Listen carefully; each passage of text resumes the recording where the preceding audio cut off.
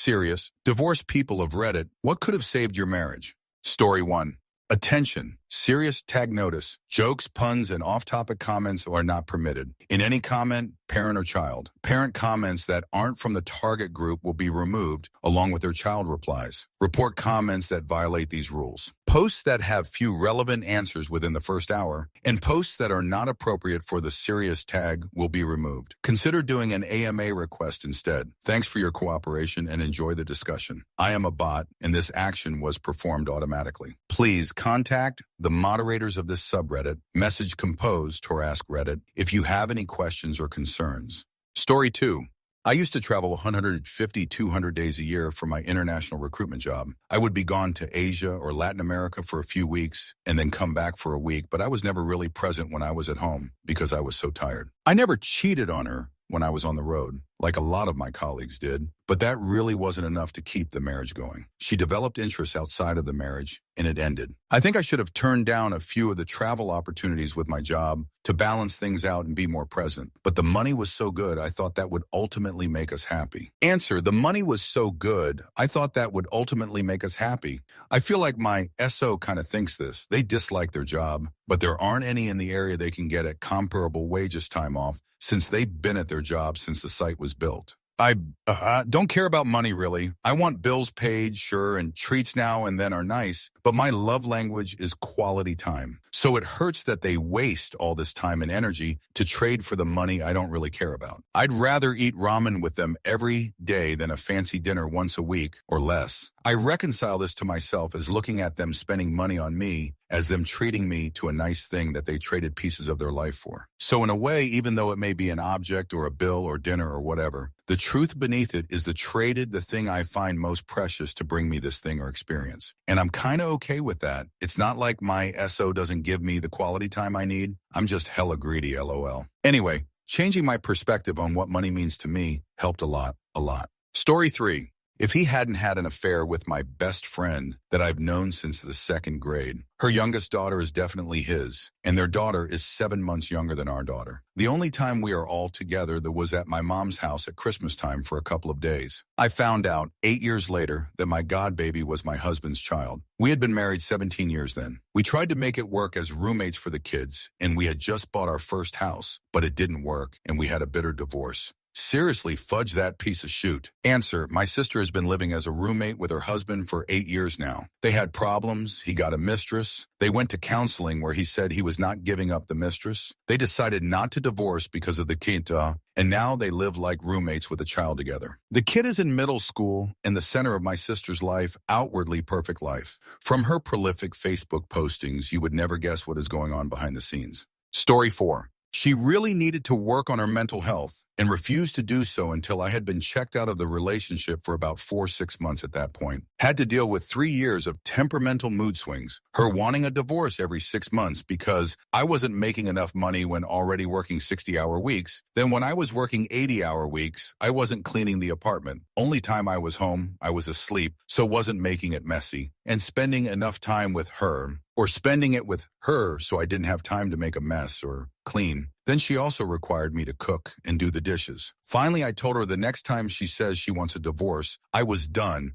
because I was literally eliminate myself to attempt to make her happy. I was so dead inside I was done. And then when she said she wanted a divorce because I was no longer the bubbly guy that made her laugh and smile, I just said, okay, got up from the couch and went to bed. She was so pissed off over the next 2 months, I only treated her as a roommate. She tried lying about how abusive I was. Lost a lot of mutual friends to those lies until they realized she was living with me still instead of trying to get out. They offered her rooms and her parents had a spare room for her that they knew about. All it would have taken, though, was her working on her mental health that just kept deteriorating and creating unrealistic expectations. I wish her the best, but I really feel bad for her future partners unless she makes significant changes. She is going to burn them to the ground with those expectations. We'll say within 2 weeks of her moving out, my mental health was significantly better. Realized it when I took a lunch break, been WFH due to the virus, and stood up to make lunch. I felt light, and this was because all the stress I had prior due to her had been lifted. Don't stay in a shoot relationship if it is literally causing you to feel weighed down by the stress of it. ETA. Thank you to everyone that has messaged, replied, or upvoted this. All I can ask, since this has to do with mental health, is please seek help if you need it. If a loved one needs it like my ex did, try to work them towards that. But if they refuse to not be afraid to walk away. It does not mean you are weak, but instead strong beyond your imagination for walking away from someone you love that refuses to seek the help they need. For men, do not be afraid to seek mental health help. You are so incredibly brave by doing so. I am proud of you for taking that step. For women, the exact same thing. So to both genders now that we got that out of the way, take care of yourselves. You must take of yourself before you can care for others. I love you all. Stay safe and stay healthy. I'll try to reply to those messages that keep coming in. Edit 2. I appreciate the awards so much, but please instead donate to a local mental health organization or something. Or even donate it to yourself and get yourself a treat on this Friday night. Like get a pizza and watch your favorite movie that always lifts your spirits. And with that, I am going to go watch Treasure Planet. Answer. Your first sentence is something a lot of people need to understand in a relationship. You can only fix your mental health, not someone else's. My ex would threaten divorce, and eventually I was like, okay, that was that, and we filed. Something I've done is mutual friends have said, she said, insert whatever. And I always just respond with, that's her side of the story. What you believe and do with it is your business. Most people will realize that there are two sides of the story, and what they were told may be pretty far from what happened. Story 5. I was married to the sweetest man. He was just always trying to prove himself to the world, always unhappy with his achievements, thinking he was not masculine enough, quite a nervous demeanor. I can't really explain. He also drank more and more over the years. By the time we turned 40, we decided to divorce. We chose to not have children, so we felt it was fine to just let each other be. We're still friends, although over the past 4 years since the divorce, we did grow apart, of course. But we see each other regularly still. Then, a few months ago, he told me he went into therapy because as a child, he had been intimacy abused by a friend of the family. So there it is. I wonder ever since he told me that if he had confided in me or had gotten therapy earlier, in any way let this secret out, we would have stayed together. It makes me sad, all of it. Edit, thinking he was not masculine enough. Answer, WTF, you just explained my dad to a T, and he's a really uniquely weird person that I have a really hard time wrapping my head around. Good thing he didn't have kids. My dad royally fudged us up with his inferiority complex and neurosis. I always just figured his issues come from having a super neurotic mom, but I wonder if there's more to the story now. Story 6.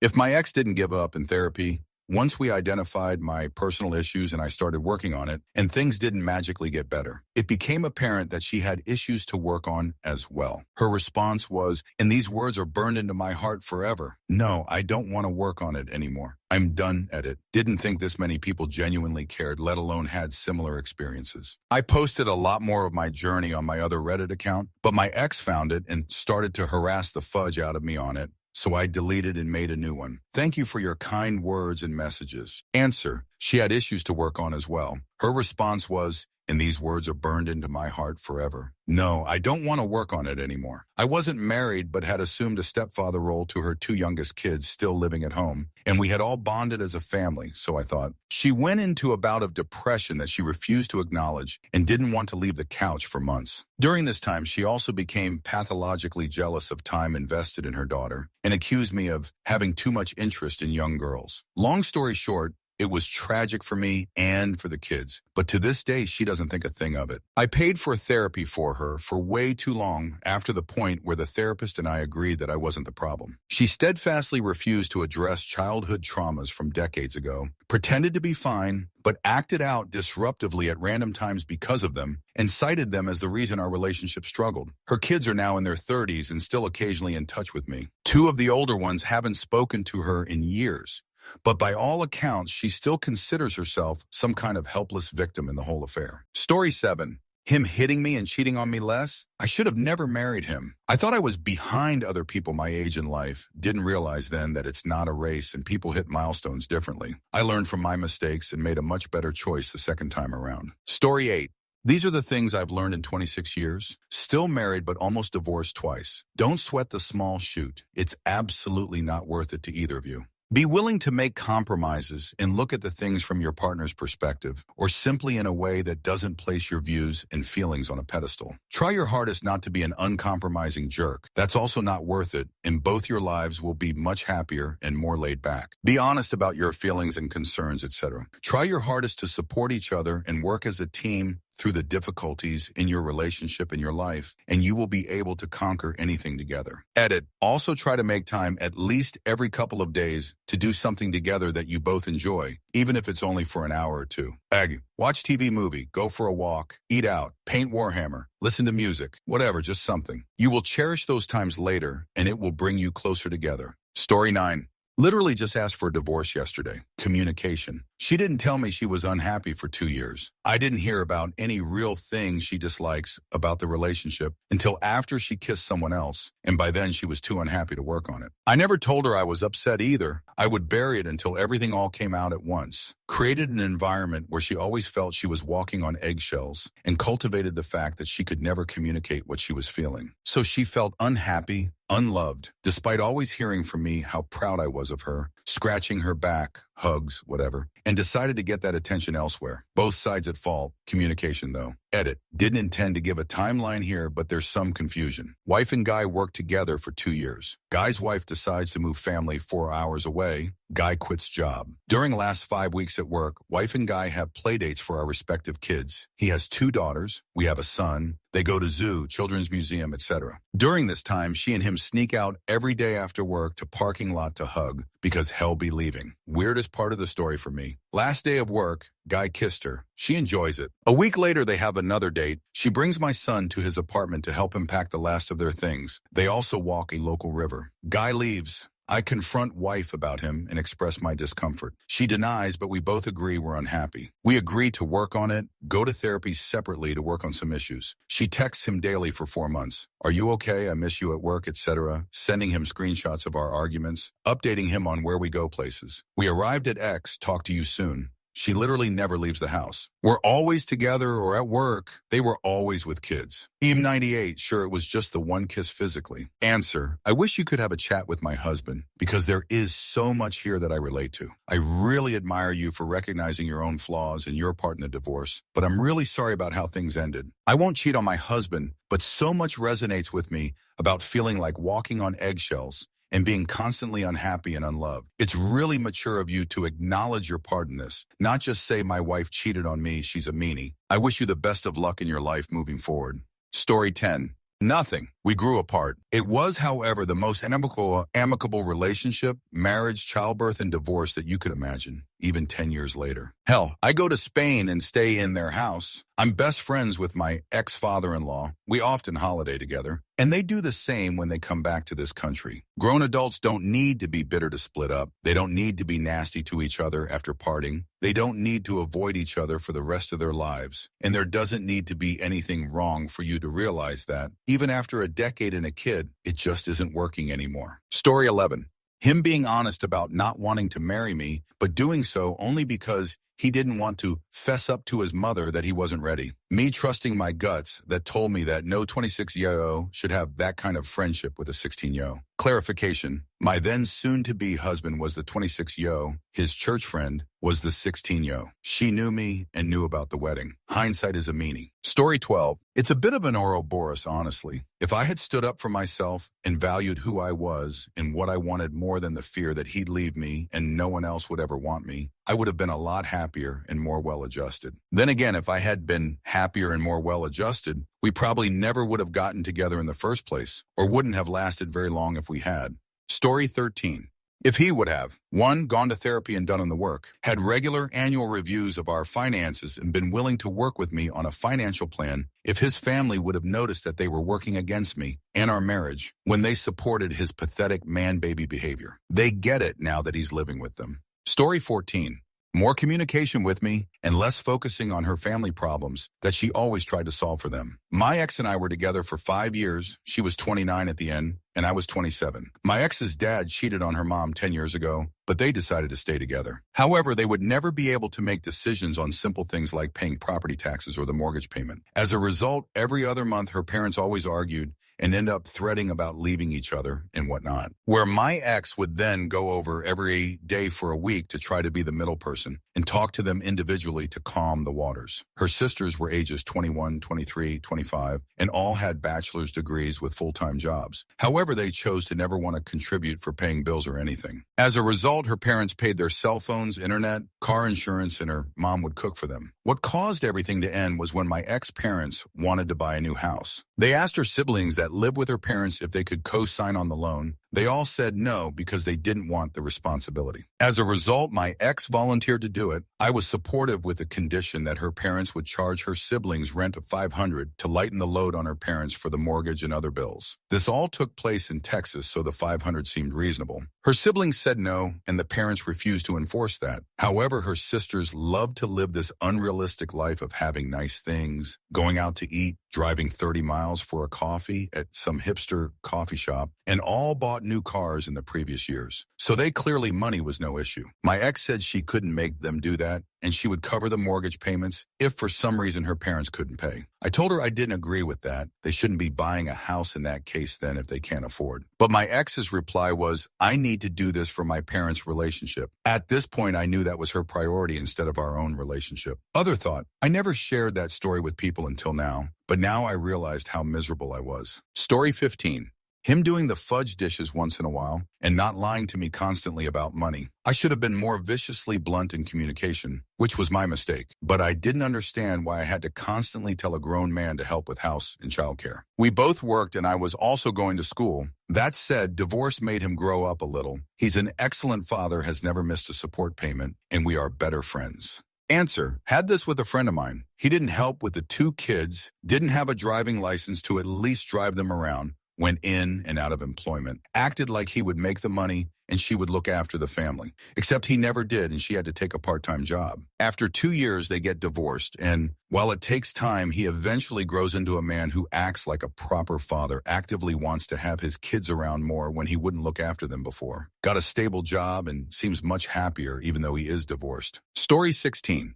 The better question is now, would I want to have saved my marriage? We divorced very amicably, and I don't look back on my ex with negative feelings. Around the time was a bit different. I did feel like a failure and was frustrated with them. Basically, I wish we had just waited a lot longer to decide to get married in the first place. My ex was like a good friend that I shouldn't have really been married to, just been good friends with. I don't know that they really wanted to be married to anyone, and I'm not sure we were quite the right marriage pair. I've since realized that my parents were right. If you're with someone you could be in a good marriage with, waiting won't hurt anything. Answer, exact situation with my boyfriend and his ex-wife. Also got married at 22, so pretty young. They were really close friends even when I started talking, but it became evident she has a ton of issues and loved attention wasn't over him. Has caused us relationship issues, but I do believe he and I are meant to be, so hopefully he doesn't have a second divorce. Story 17. The most honest answer is that nothing could have saved it. The problems were too numerous, and we were too young to make good decisions. However, if she had been able to hold down a bomb and had contributed to the home, maybe things would have gone differently. I think everything else would have destroyed us, but that was the ongoing issue that caused the most strife. Answer. The flip side is that I have a coworker who had a shotgun wedding to a woman who can't hold down a job. It was never her fault that she kept having to quit or being fired. He tried and tried to get her hired on where we work. She eventually was. Once again, she had to resign due to mistreatment. She was about to be fired for not doing her job. Now, he can't work with some coworkers who mistreated her. So many of their issues could be fixed with a steady stream of income, but his rose-colored glasses leads him to think she's a victim. Story 18. Hiring a house cleaner and having a list of handymen. I was stuck with all the chores and a full-time job. It was exhausting and I got crabby. He'd be lying on the sofa smoking plant substance, and there was no way I could convince him to help out. It did not occur to me that there are people you can hire to do all that stuff. Pro tip, if you and your partner have a good income and are both employed, hire people to clean the house, mow the lawn, and do handyman stuff. Answer, it doesn't seem like the problem was that you guys didn't hire a maid. It seems like the problem was that he expected you to do everything while he sat on the couch smoking plant substance. And that is the fundamental problem. Even if you both work full-time jobs, the fact that it was expected that you do the cooking and cleaning after work while he smokes pot on the couch says a lot about how he values you as a partner. No wonder it didn't work out. It has nothing to do with house cleaners and handyman, and everything to do with how he didn't value you as an equal partner. Story 19. A lot of personal growth on my part before getting married, but that would have prevented marriage rather than divorce. The first time a driver's license might have saved us. We met in college, married in grad school, and the what's next started looming. He had a humanities PhD and was happy being a barista on an edge of town with no bus service, and he had no desire to learn to drive. Somehow that was the straw that broke the camel's back. I have to drive you to and from work every day because you just don't want to learn to drive yourself. Obviously, the issues in the marriage were much more complicated, but I remember that argument being one of the last. The second one, not sure anything could have saved that. He had crippling insecurity that resulted in seeking validation from other women and lying about everything he could conceivably lie about out of weird self-protection. He lied about making a sandwich for lunch when I knew we were out of bread. Found Tinder on his phone for the third or fourth time just to make friends, and I was done. The third one, JK, hasn't happened. Answer. The first time a driver's license might have saved us. I remember there was another askreddit thread about deal breakers in a relationship, and I commented that refusing to get a driver's license was one of mine. There were a number of people arguing against that being a deal breaker, dude. No. It's not just that I don't want to be a chauffeur for a grown adult, but also that they are refusing to do something super basic and super important, and instead would be shifting the burden on me. I want a partner, not a responsibility. Story 20. Not saved my marriage, but saved me from marrying. The first time, knowing my own core values and understanding my partner's core values. My first marriage lasted nearly 10 years as we existed in parallel as parents. Our goals and more fundamentally, our values never aligned. We were in our early 20s when we married and didn't know enough to have those discussions. We weren't really introspective enough to even define our own values. While there's always compromise in any relationship, I struggled with the compromises that infringed on my values. I realized this in couples therapy. My second marriage has a much stronger foundation. We both value education, learning, personal growth, community, and community service, integrity, adventure, authenticity, and compassion. I feel very at peace in my relationship, even though we are both driven individuals. We both turn toward each other when there are external stressors, and we are committed to the relationship. We are open with each other and curious to know the other person. We admire and respect one another. It's quite nice. Answer this right here. It's important to note, though you did hint at a couple doesn't necessarily need to have the same value, as they simply need to have compatible values for a long-lasting relationship to thrive. Too many people seem to base their relationships on hobbies or intimacy. Hobbies can change. Looks can fade. Interests wax and wane. Physical ability isn't always guaranteed. Money can come and go. While relationships can last a long time based on those things, I submit such relationships are rare and still fragile. But deep core values, much, much harder to change. Story 21. Him. Better communication, better active listening, not putting video games or sporting events above me and our two kids, keeping his male body part out of other women, not pushing for a swinger lifestyle, not going through my phone because he thought I was guilty of the same things he was, keeping his mom and mommy issues out of our marriage, not being so controlling. Me. Better communication, not thinking that having kids could fix him, not allowing my ex-mill to be as involved as she was, realizing we only truly got along when we were high, recognizing the signs of his controlling behavior when they started, listening to my mom when she said it was a toxic relationship. Honestly, we never should have gotten married. I was put in a position where I had nowhere to go at 18 besides moving in with him. We were truly never really a good match. Our love of plant substance and metal music is basically what our relationship was based on. We weren't good for each other, and we didn't help each other grow as people. I was afraid of him when he was angry, so I had a hard time standing up for myself. I put up with a lot of bullshit to avoid confrontations. I checked out of our marriage about a year before it ended. We tried moving away from the awful area we lived in hopes that we could fix our relationship. It took less than a month for me to realize it wasn't possible. In good conscience, I couldn't kick him out without a car or a place to live, especially with having young children involved. I had to wait until we got our income tax return before I ended things. things. I knew our marriage was over in September that year. We got our tax return towards the end of February. To be honest, I started an emotional affair in December of that year. I knew it wasn't right, but again, it happened. There was a lot in life that I was missing that I found with someone else. I am now disgustingly happy in my second marriage, and we're awaiting the arrival of our first child together in the next 3 weeks. Our communication is fantastic. He puts me and my kids first in his life, unless someone needs him more in the moment, and he wants to see me be the best me that I can be. We've grown a lot together, and we make a great team. Neither one of us needs to be high or tipsy to be happy with the other person. We always check in with each other to make sure we're happy where we are. Story 22.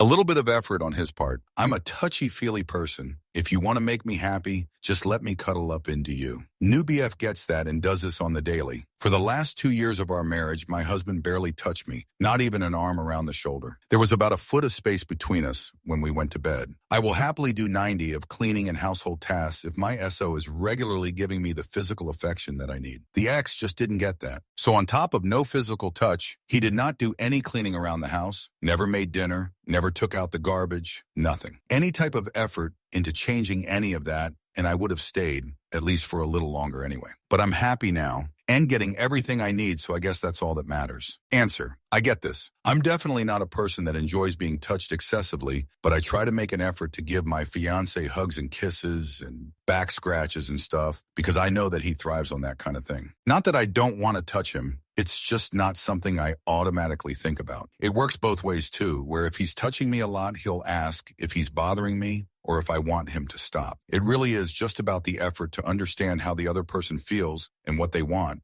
Story 23.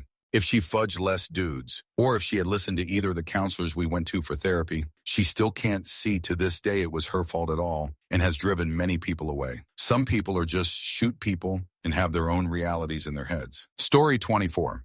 Communication is first, not just talking, but actively listening. Compromise. He was very one-sided, his way only. Not even his way or the highway, because he won't let me leave. His way only. Every single issue that came up, I would communicate until my face turned blue, but he refused to acknowledge my side of things. He wanted what he wanted. The end. Intimacy. I just wanted to feel loved and desired. Honestly, I could put up with all other stuff. But not feeling appreciated or valued and never being touched has ruined my self-esteem. I feel as though I lack any value. My opinion hasn't mattered, as seen in point 2, and I'm not even desired. I can't remember the last time he even touched me. Story 25. Communication has already been mentioned a lot, so I'm going to toss in respect for what each person brings to the relationship. We tend to inflate what we bring and downplay what the other contributes. Let's use a generic, if maybe outdated example. One person goes to work and earns the money while the other stays home and cares for the kids' house. The worker thinks they have the harder job because the responsibility to provide resources for the family is all on them. They see staying home and hanging out with the kids as the much easier task. The caregiver thinks they have the harder job because there is no start and end time. They are always on duty 24/7. They see going to work as a nice change of scenery, getting to interact with other adults, and sitting all day at a desk. Both roles are critical, and they need to make sure they respect the value and challenges each role brings and faces. Lack of respect will erode the feelings of unity and eventually lead to a breakdown, especially when the key component, communication, is not present. If your intimacy life is waning and there is no medical cause for it, then that is your wake-up call that you are not on the same page with your partner any longer. P.S. The roles can be very different. One may be the dreamer that brings fun into the relationship, while the other is the planner that makes sure the bills are paid. One may be the artist that make the house a home, while the other is the engineer that keeps the pipes from leaking. The list is endless. Story 26. Her realizing that the things I experienced during my childhood weren't my fault and didn't make me crazy or less of a man. Her realizing that it is wrong to hold my prior tragic end attempt from me, dealing with my childhood issues over my head for almost 20 years and during one difficult time, encouraging me to try again. Her realizing that her mother intimacy assaulting me was not my fault and not something I should be punished for every day for over a decade. Myself not fudge up for the first half of our relationship would have been huge. I have no excuses, fudge up past or not. Myself moving on sooner from the anger at my past and then present abuses. Even in my 12 good years, I was quite the jerk in response to her being quite the cunt. Some relationships are doomed from the start. We made it almost 20 years where either one of us had every reason to leave. I am thankful for the family we made? Answer. Man, this is my story. Literally the only thing different that is that I wasn't intimacy abused. I got beaten. A lot. I'd add, though, that therapy sometimes won't save your marriage. Sometimes therapy wrecks your marriage. When I started getting healthier, I stopped doing the unhealthy things I'd been doing to try to accommodate her. I started to realize that if half my life revolved around making things okay for her, I'm not actually living in that half of my life. I also started to realize that I'd been doing some really shoot things for a really long time. But when I changed my behavior, she'd gotten to the point that the fact that I was now doing things the right way only served to remind her that I'd been doing them wrong for 15 years. I love our kids. They're wonderful, and my ex and I have both halted the generational abuse cycles we grew up with. But having that growth and being good parents together doesn't mean that our relationship wasn't broken beyond repair. It does mean that the kids will have an infinitely better shot at having good relationships of their own, and that's what matters now. Story 27. I chose poorly, twice. I could blame my two former spouses, and both could certainly point their fingers at me. Few relationships involve one great partner and one bad one. Both parties usually contribute to the meltdown, but in the end, I picked these women. That's on me. I spent a significant amount of time solo after round 2, and I've learned a lot about what makes these kinds of women, and people in general, attractive to me. Now I avoid these types. I'm learning. Slowly, but learning. Story 28. I married my HS sweetheart, and we remained married for 10 years. I can say this, marriage is like that favorite song or music that moved your heart and took your breath away. You can remember the moment clearly, but sometimes you grow from that feeling. Nothing will ever take away that feeling you have for that moment. Sometimes people just move on to other styles, other feels, and others. That is no one's fault, but you will always be reminded when you hear that song late at night on the radio, YouTube, or in a store. Those feelings come back, but also remind you or who or have become today. Ex and I ended our marriage after many attempts. Long divorce to divide everything and allow time for use to sell and move on. Nothing bitter, we just move apart from each other. But darn if that song don't come up once in a while and kicks me in the chest. We both have amazingly different lives now. Story 29. We got married for all the wrong reasons, baby. He struggled with addiction, and I thought baby and marriage would save him, narrator. It didn't. About a year after we split, he got sober. We are now best friends and great co-parents. Edit to answer the question. Our marriage likely would have been saved if he hit rock bottom sooner, but my rock bottom with him came before his rock bottom with substances. That being said, I'm also definitely a lesbian who had suppressed it for a long time, so I think eventually that would have come to light and our marriage would end anyway. Story 30. If we were committed to treating each other as the partners we were supposed to be, he didn't understand that he doesn't get final say just because he's older. Also, though it was likely not his intention, he wasn't super nice to me. He would talk down to me and treat me like my feelings don't matter. For years, I just took it. Mostly, I'd get upset and tell him I wasn't willing to be treated like this for my whole life, but then I wouldn't do anything more about it, and that's on me. I got to the point where I just didn't want to deal with it anymore. It was no longer worth it because after years of that, I no longer loved him. Sorry the tenses are weird. We're actually going through it now, and it's a lot. Story 31. Intimacy and communication. We were the best partners and the best of friends, but I wanted to have an intimacy relationship with my partner. He refused to have intimacy with me for 2 years, and once I left, he blamed it on ED. What I don't understand is that I never showed him anything that would hint that I wouldn't support him, be there for him, and patiently fix the problem. He instead hid the issue from me and made me feel like I was disgusting. It's been almost 3 years now since I left. I don't regret leaving because I was so damaged by his selfishness. It has taken a long time to repair my self-esteem. I sure hope he is doing well. Story 32. His little cocaine habit was enough for me to say goodbye. Not a full-blown addict, but I do not care for that substances or its users. He went on to another girlfriend, and I saw them at a party not long after. She was so strung out that she just laid on the couch suffering. They did marry and go on to have kids and a happy life after he found God. I'm happy for them. Story 33. I don't think anything would have. We had grown apart over the years. I found out she was a narcissist too late. I could not have a conversation with her because I feared she would get all self-righteous. When I asked her outright if she was happy, I couldn't get a straight answer. Also, we were intimacy incompatible. She didn't ever want intimacy. Lastly, I was not a priority in her life. As long as my paycheck was coming in and we had health insurance, all was good with her. Story 34. I don't think anything could have once it got as far as it did. He was using hard substances, bringing people who absolutely terrified me into our home, bringing other women into our home and sleeping with them. When I found out about the women and confronted him, he got physical with me. That was the end. Haven't seen him since except the divorce hearing, and my life is better off. Learned that you should not get married due to religious pressure from both families. Also learned that if we have children later, they won't be raised as sheltered as my ex was. He simply didn't know how to interact with the world around him, indulged too much, and fell too far. I feel for him, but it's been years, and from what I hear, he's worse even off now. Story 35.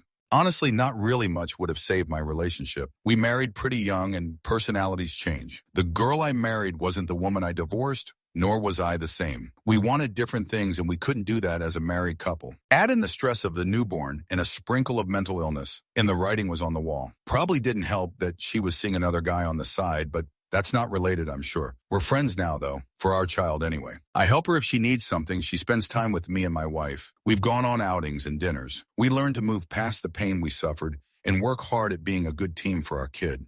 Story 36. I was willing to work on it, and he wasn't, so the only thing that could have saved it was him realizing he was a major part of the problem. My ex was a narcissist who was basically having an emotional affair with his daughter. He was emotionally and intimacy abusive to me. I was the primary money earner, but I was allowed no knowledge or control over our finances, so we were always broke. I became very depressed and couldn't afford to get help. At one point, I found an affordable marriage counselor, but he didn't want to put in the time or the work on himself. Eventually, he couldn't handle being around me anymore because my depression was so bad and he wanted out. At least he said he did, but I think it was just another manipulation tactic. Because of my religious upbringing, I didn't think divorce was an option, but I'm so glad he gave me the out. Once I felt like saving the marriage was impossible and out of my hands, I managed to get the divorce finalized within 2 weeks. I feel horrible for his little girl and wish that sweet child the best, but I hope he never finds happiness. Story 37. Nothing. He was nuts. The marriage had become unbearable. He would accuse me of cheating. I wasn't. He would go through my coat pockets while I slept,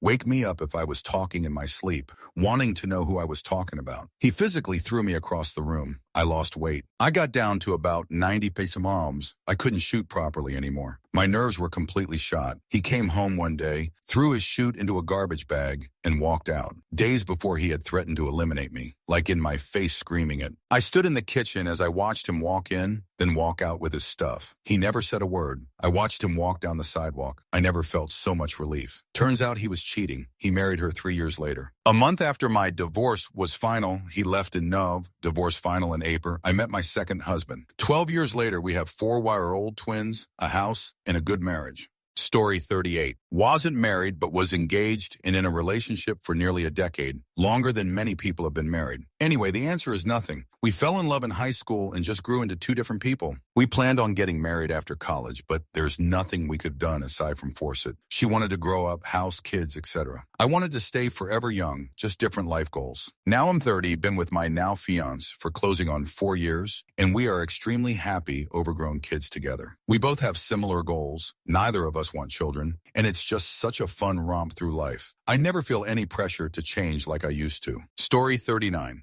He needed to get anger management, step up and help raise our child, not put everything other than working outside the home on me, stop being selfish, be personally responsible, and listen to the marriage counselor the first time. He only wanted to listen to the second marriage counselor that he handpicked and knew well previously, and only at the point that I was literally days from walking out the door. It's been 7 years since I left. He got anger management. That's about all that has changed. He's still irresponsible. He still values his time and preferences above everyone else. He can't keep a job, hold down his own place, or even stick to the times he has our child, which is only 3 weekends a month. He still doesn't properly communicate. He still tries to blame his shortcomings on others. Story 40.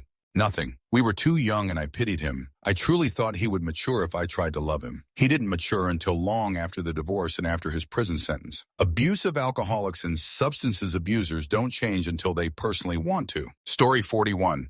Me, letting him know what was bothering me before it turned into irreparable resentment. Him, getting a darn job. I put him through school, 3 degrees, 8 years, while he didn't work. Then after he graduated, he didn't get a job for 7 more years. He finally started working when we got separated. We are still friends, but he's still not responsible for taking care of himself. Story 42. Me being not me. My ex put a lot more effort into the marriage than I did, and I was too self-centered to notice. At some point, she had simply had enough and couldn't take it anymore. We had talked about it several times, and I had tried to change, but fundamentally, I guess it just didn't work. And I wanted her to be happy. So when she said she wanted out, I wasn't going to stand in her way. She's a great person and deserves to be happy. Also, some of my more difficult traits seemed to get worse with age. So what was just a small thing when we married was a lot harder to cope with 15 years later. Story 43. If I had waited to get to know him better, I never would have married him in the first place. So that's on me. What he could have done to save it: stop making excuses and get a fudge job, go to therapy and actually work on his issues, stop the emotional abuse,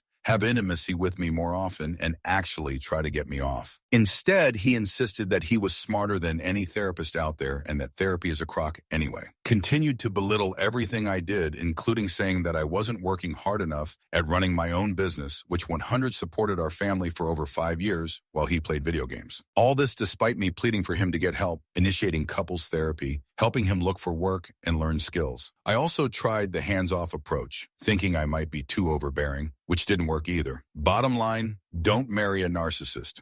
Story 44. Communication. My ex avoided conflict so would never express her unhappiness. She just started cheating instead. In hindsight, most of our marriage was a lie, and I beat myself into the ground trying to make happy a person who was incapable of real happiness. So nothing could have saved it. Story 45. By the time I even mentioned divorce, I think it was unsalvageable. By that point, there was too much baggage, and I just didn't trust or respect him anymore. And trust and respect are such foundational parts of a relationship, there was no saving it. Earlier, though, if he had been willing to listen to my concerns and follow through on addressing them, he would have had to respect my right to say no to intimacy so I could feel safe saying yes, and show him physical affection without fear of being bullied into intimacy, whether I wanted it or not. He would have had to start pulling his weight around the house without looking for a huge praise party every time he did any basic thing. He would have had to be honest about me regarding his own opinions on things, rather than pretending to agree with me on parenting or relationship issues, then failing to follow through because it turns out we never had an agreement at all. He would have had to stop being verbally and emotionally abusive. Story 46. Him not listening to me and my doctor about how serious my depression was. He dismissed it and said that meds were a scam dreamed up by Big Pharma. So I gave up. He was angry all the time because I couldn't just snap out of it. Surprisingly, I left for other reasons, but that was the beginning of the end. He saw me as weak and went on to pull other shenanigans. Story 47. Gonna preface this by saying I am not married, but I watched my mom go through one divorce and multiple breakups. As much as people say it's never because of the kids, it usually is. It's never the kid's fault, obviously, but sometimes one of the parents doesn't want to keep the kid and or take care of it. And another possibility is that they just both don't agree on each other's parenting skills. My mom and dad both have completely different parenting skills, and I know this was one of the reasons they divorced 6-ish months after I was born. This also goes for my mom and her ex-fiance. My half-brother was a product of their relationship, and 6 years after they had him, they broke up because my mom disliked the way my brother's dad raised us. My mom and her current BF don't match well at all, but he pays rent, and although they break up all the time, she stays with him. At a certain age, people, specifically parental figures, need to be with someone. Through my childhood, my mom has never truly been officially single. It's hard to be a parent, and it's even harder to be a single parent. Needless to say, I don't think there is ever a certain reason for a divorce or breakup, but the way you raise kids can influence a breakup. Story 48. A few things. If I'd realized before I got married that I really only wanted to move out of my parents' house, if he'd been a little more adventurous and less timid, if we had been more intellectually equal, and maybe if I'd been a little less bored and restless still living in my hometown. Story 49. Not sure if it would have made a difference ultimately, but it would have at least put some questions to rest. A relationship is a living thing that needs tending constantly. Just because you are happy does not mean the relationship is thriving. There is caring for yourself, caring for your partner, and caring for the connection between the two of you. Neglect anyone and the marriage can fall apart. Aside from that, never do anything you know will hurt your partner. Conversely, expect they will not deliberately hurt you either. Don't get me wrong, they will hurt you and you will hurt them, but it won't be deliberate or by design. Believe the best motives for their actions, because once you think they are deliberately causing damage, the marriage is disintegrating. If they are actually deliberately hurting you, it is likely time to get out for your own safety. Story 50. Don't get married right out of high school. Grow up, let your partner breathe, and grow up a bit. Or if they prove to never grow up, are you ready to mature while they stay the same? Just wait. Don't get married right out the gate either. Sometimes you don't realize how someone is until a few years in. Don't meet that person and get married in a few months. Let the relationship breathe and grow. See how they handle large changes in life. You have all the time in the world to get married and have kids. Just wait it out. If they aren't willing to wait for you, let them go, because they won't be what you need later on. Story 51. If she could just stop drinking. Every time it got bad, she'd promise to go to AA. Then a week later, I'd get off work and find her passed out with the kids. Then 1 and 3, screaming, red-faced with tears because they couldn't get her to wake up. I took those kids from her too. Story 52. Throwaway, since this is pretty fresh, and I'd rather it not get connected to me. So, what could have saved my marriage? Fudge, that's a hard question. I'd like to just throw blame at my ex-wife and scream about all the shoot she did that eventually just choked every bit of giving a fudge out of me. But that wouldn't be fair. I made plenty of mistakes too. Honestly, I don't think there's any one thing that could have saved my marriage. But here's a few things that would have Fudge helped if she had ever learned any money skills at all. I wasn't home often due to my work, and the number of times I look at my bank accounts and see them in the red and hundreds of dollars of pot shop and fast food charges rung up. That would have helped. Also, if I hadn't had to beg her for literal years to get a full-time job while I was working, on many 130-hour weeks supporting both of us for nearly a decade. I should never have had to work that much and ended each year further in debt than I started it. If I'd communicated better about my needs, that would have helped a lot. I slowly descended into depression and misery because I tried to shoulder all my pain and frustration because I didn't want to upset her, didn't want to talk to her about things she wouldn't like. Ended up walking on eggshells around her and lying or saying nothing rather than engaging in any kind of meaningful discourse about why I was miserable. If she'd given the lifestyle I wanted to live an actual attempt, that would have been great. I spent years setting it up for us to try and work in the same industry, which has difficult hours certainly, but significant monetary and time off perks. We were going to see the world together. Now I'm seeing it alone. I wanted to bring her with me, but that ship has sailed. If I'd been okay with the lifestyle she wanted kids. She always wanted kids. When I was younger, I thought I wanted kids because of course I wanted kids. Everyone has kids. It's what you do, right? Well, once I actually thought about what I wanted and how I wanted to live and how a child would fit into that terribly, I realized I didn't want kids, and that is a big problem in a marriage. There's a bunch of other things that could have worked out better, but in the end, it was the right decision for me to leave. I hope she's doing well. We talk sometimes, but it's been pretty shallow, giving her some space for now. Still love her, still care about her, but my mental health took a complete 180 inside of a week of leaving from misery back to the very happy, upbeat, optimistic person I was 5 years ago. Some people are better alone, and that's okay. We don't all have to conform to society's expectations. I had the perfect life by societal standards, and it was awful. Story 53. Man, I don't know. We met at 21 and 19, and by 31 and 29, we were just different people. I wouldn't change a thing. Had a good time for a while, then wanted different things out of life. She's doing great with her new husband and kid. My friends had a hard time with her, but I still like her. My new wife is a way better fit for me, and I am better for her too. Just life, you know. Shoot goes down, and you just keep going. Story 54. Honestly, I don't think my last marriage would have been savable, even with the best help in the world. The simple fact is, in my marriage, he didn't care about me like I did him. He constantly lied to me and broke and wore me down over the years. The point of not even feeling able to trust him to do simple tasks, even a 5-year-old could be trusted to do more than my husband. Anytime I needed support or love, I was horribly cast aside for years. We were not compatible in the most simple of senses, down to even how we expect to keep clean, all the way to even our morals. We were horrible people in general, and opposites of each, other in the worst ways, and even the best of help. I don't see, even looking back, I can't see being able to save such a train wreck. Story 55.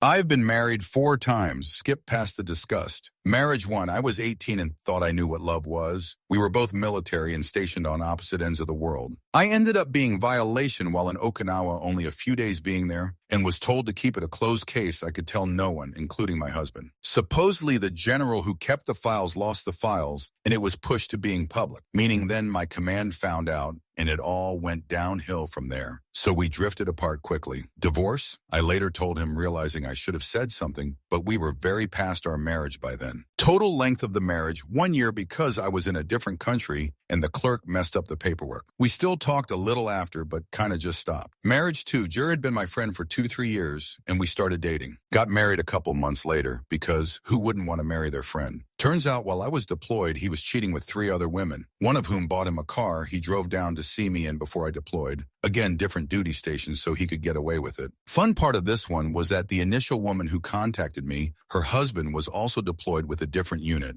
Geistjate was confused as to why some rando E4 was emailing him, but it all worked out. I came home to her handing me my keys to a car that no longer worked and all of my stuff being in storage that I couldn't get out because I needed his social for the code. Divorced by him because he found the love of his life, who later stayed with her husband, and karma really bit him in the butt with getting kicked out from DUIs. Total length of the marriage, 1 year due to my deployment, or it would have been sooner. Marriage 3, the whole time we were dating, he showed a totally different side than who he really was. I paid off his student debt and we got a car because we were married and I wanted good credit for us to get a house. Found out he lied about everything. Didn't even graduate. And no one knew. Denied me going to another state for our wedding so my dying grandmother could be there. She raised me and was basically my mom. It wasn't till we moved in with his parents that his parents and sister told me what all really happened in his life. His mom was upset because she was paying for the wedding and said we could have gone to anywhere in the world, literally, and it would have been fine.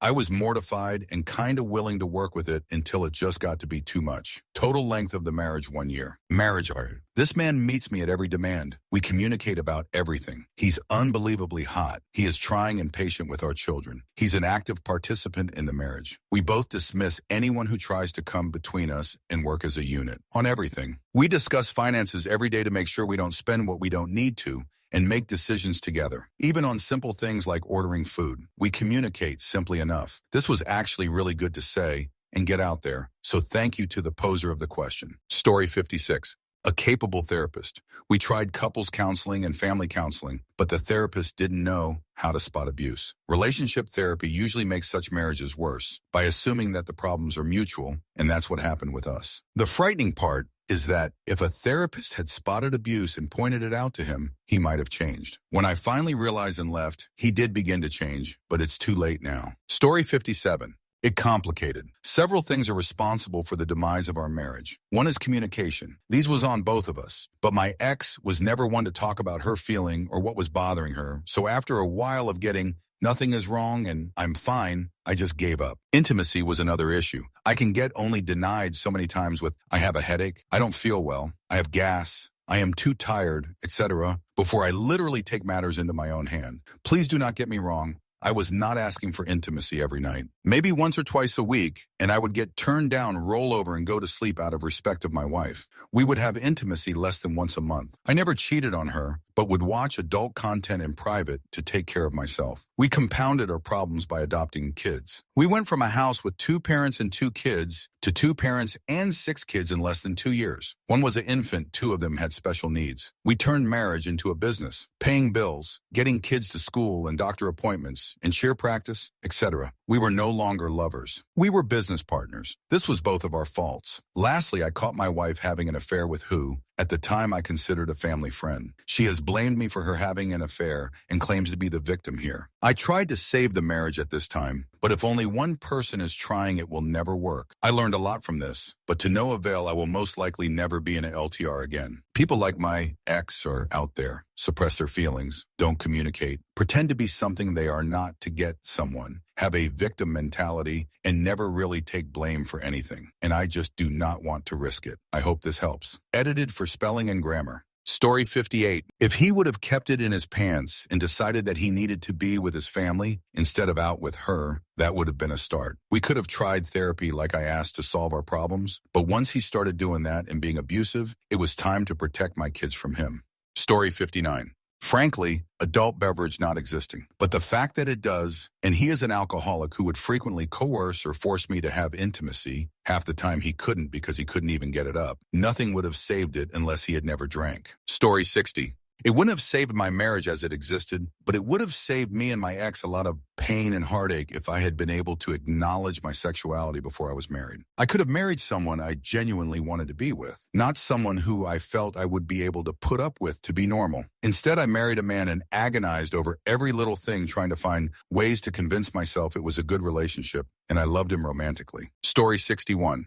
Communication and effort. Neither of us had a spark for each other anymore. Got together and had kids too young, so we ended up just going through the motions until she met someone else, LOL. Wish the split would have happened a better way, but I'm glad it's finally over. I've been so much happier this last year and a half. LOL. Story 62. I eventually figured out what respect in a relationship was, though I don't think it would have saved my marriage. Our ideas of what we wanted in life weren't the same. We didn't have a shared vision. Eventually, she went with what she thought was the better deal. Story 63. My ex and I never should have gotten married. We're not compatible, and we were each in a really low place in our lives when we settled for each other. But we were, and still are, very good at being friends. And we both acknowledge that our marriage could have been saved if we'd gone to therapy and really put effort into understanding and empathizing with each other. With that said, we're both better off not married to each other, and I'm glad our marriage wasn't saved. We've both moved on, worked out our own issues mostly, and have built new lives with people better suited to us. All around, life is better apart than together. Story 64. I don't think anything could have saved my marriage. I met someone who opened my eyes to the possibilities life had to offer, and I found a happiness I never had while being married.